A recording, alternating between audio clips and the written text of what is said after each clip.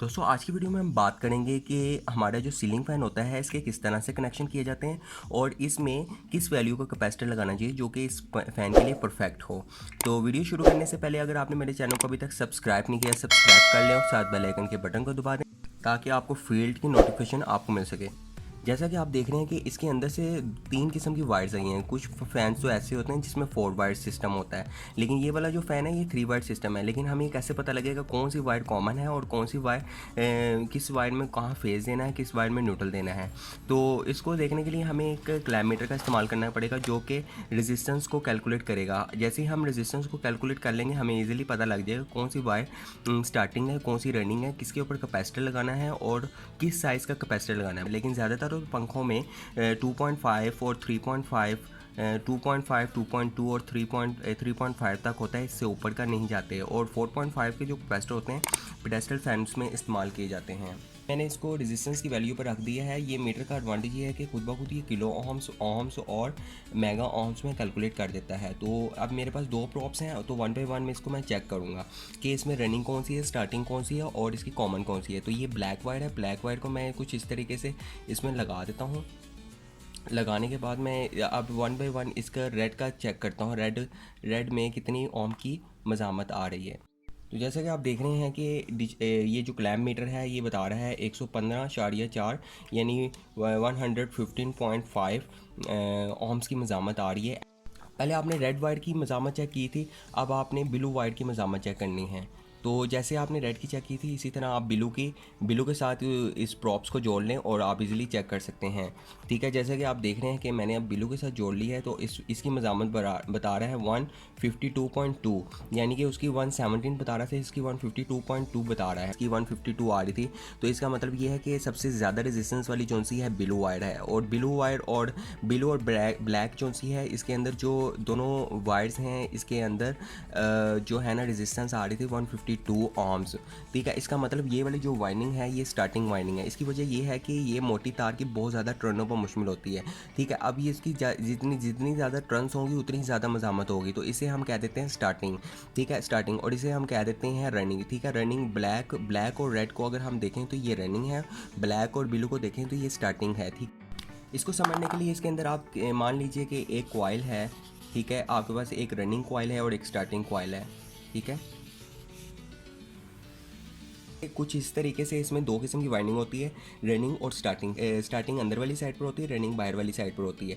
लेकिन अब देखें, अब इस कॉइल का जो साइज़ है और इसमें टर्न्स मोटी तार की बहुत ज़्यादा टर्न्स पर मुश्किल होती है, ये ब्रीक तार की कम टर्नों पर मुश्किल होती है। तो लिहाजा अंदर वाली जो कॉइल है इसकी बहुत ज़्यादा रेजिस्टेंस बता रहा था।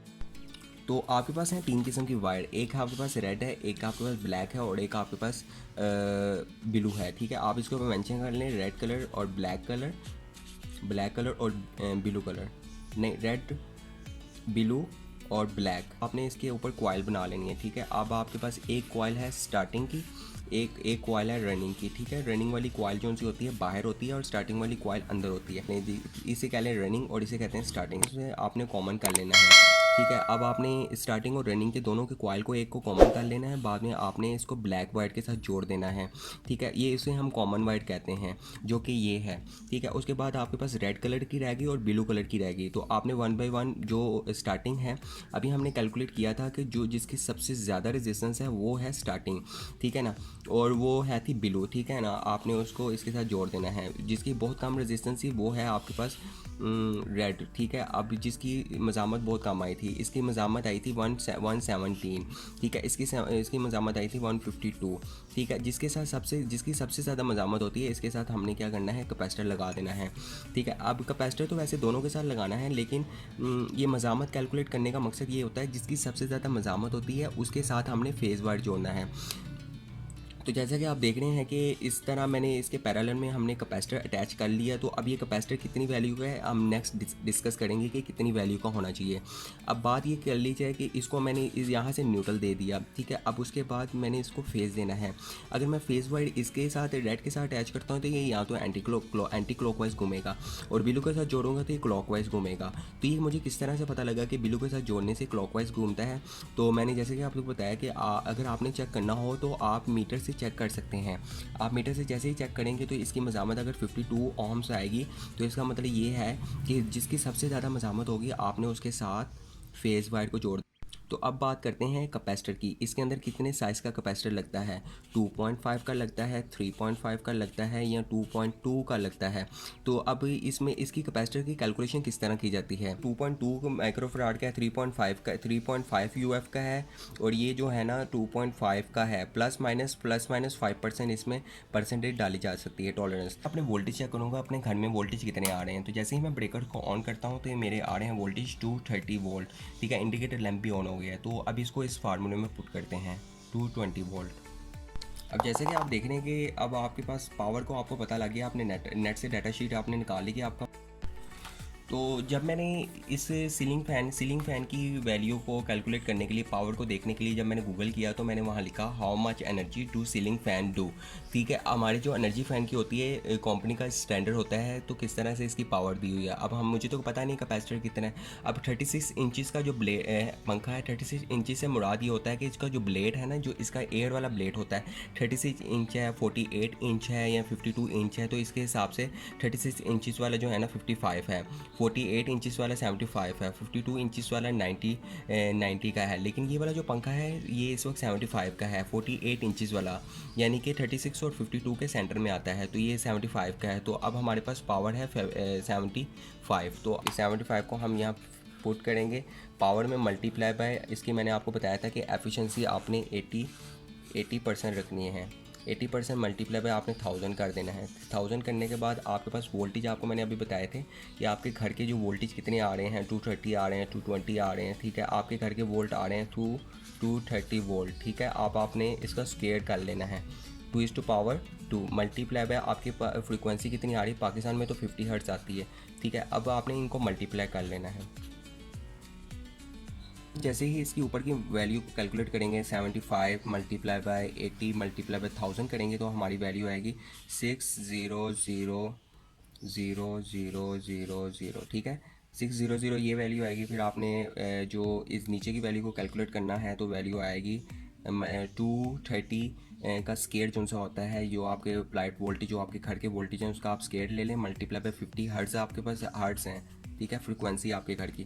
ठीक है, जब आप इनको आपस में मल्टीप्लाई करेंगे, 2 स्केयर का मतलब होता है 230 मल्टीप्लाई बाय 230। ठीक है, अब इसकी वैल्यू आएगी 2645000। तो जब आप इस दोनों को आपस में डिवाइड करेंगे तो आप डिवाइड करते हैं, तो डिवाइड करने के बाद इसकी वैल्यू आएगी 2.2। तो 2.2 आएगी। तो इसकी सी और इसकी कैपेसिटर जो सी कैपेसिटेंस आएगी 2.2।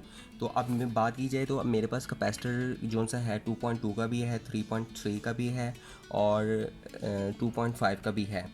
अब मैं 2.2 का इसमें कैपेसिटर लगाता हूँ तो ये मेरे पास 2.2 का कैपेसिटर है।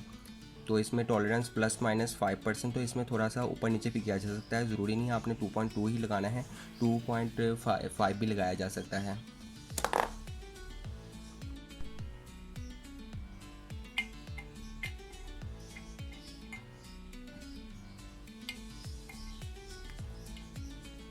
तो इस तरह से आप इसकी कैपेसिटर लगा दें।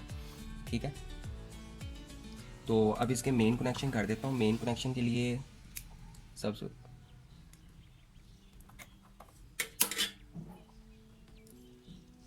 आपने इसको न्यूट्रल दे देनी है फर्स्ट।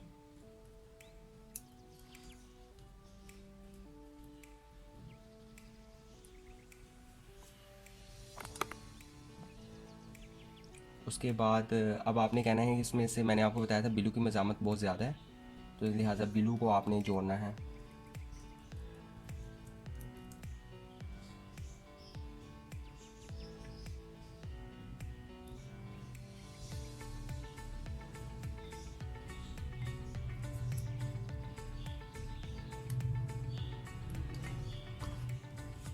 मैं इसका मेन ब्रेकर ऑन करता हूँ।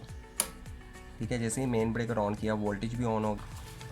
इस वक्त जो पंखा है ना चल रहा है, ठीक है, नॉर्मल स्पीड में चल रहा है, क्यों ना कि अभी इसके ऊपर लोड पड़ा ही नहीं है, इसके ब्लेड्स नहीं है, ब्लेड्स के बगैर है।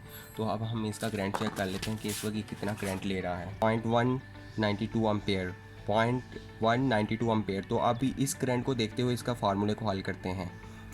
इसके थ्रू भी हम फार्मूले को हल कर सकते हैं, वो 0.192 एम्पेयर।